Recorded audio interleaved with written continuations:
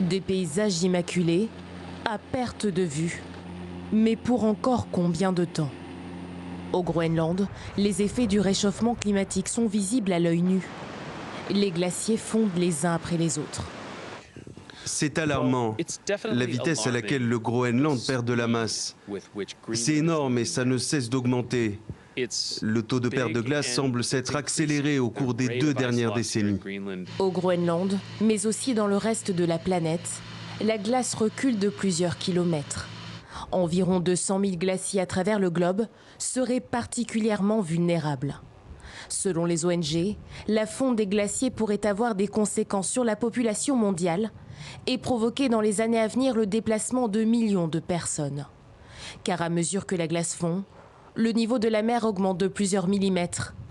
Au cours des 100 dernières années, cela représentait 35% de la hausse du niveau de l'eau. Cette année a été incroyablement chaude. En survolant la calotte glaciaire, nous avons constaté la présence de mares de fonte, non seulement sur la côte, mais aussi à l'intérieur des terres, même à très haute altitude. Cela pourrait être une année record de perte de glace au Groenland. D'après le GIEC, le groupe d'experts du climat de l'ONU, la fonte des glaciers devrait continuer à court terme avant de baisser à la fin du siècle. Ce phénomène pourrait provoquer dès 2050 une augmentation des glissements de terrain, avalanches, inondations ou encore de la pollution de l'eau.